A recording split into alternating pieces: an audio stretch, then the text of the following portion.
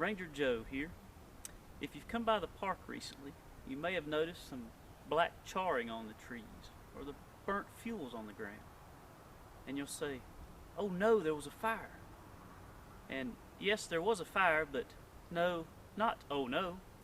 See, this was actually a prescribed burn. We did this on purpose. Now I know you might be saying to yourself, why in the world would you set the woods on fire on purpose? And there's actually two reasons why we do this. One is to reduce the fuel loads.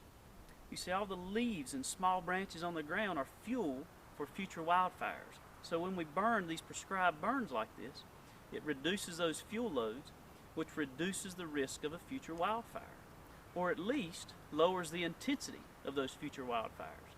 So it's a way for us to protect surrounding people and property. And a second reason we do it is because it actually benefits the forest. See, I love the term that we use called prescribed fires, because just like a doctor writes a prescription for somebody that's sick and it tells them how to get better, that's what we do for this forest. See, without fire, this forest is actually sick. There were natural fires that occurred here before people ever came and started changing things. And so that prescription that we write tells this forest how to get better, and that's partly through fire.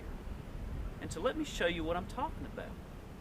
See, this leaf litter on the ground here, it gets thick over time and builds up, and it creates almost like a layer of mulch that keeps forbs and grasses, all those herbaceous plants, from coming up on the forest floor. And so when you burn like this, it reduces that layer and allows those plants to come up and grow. So we burned this less than 2 weeks ago, and let me show you some of the things that have happened since.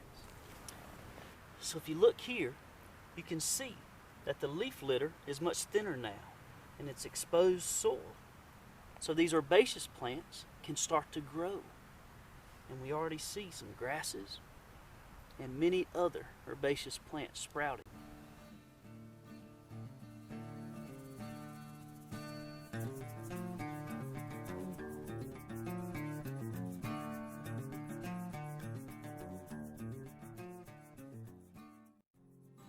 So, the next time you see that there's been a fire in the forest, don't assume that all the effects from that fire were negative. See if you can identify some of the benefits that fire might have brought about.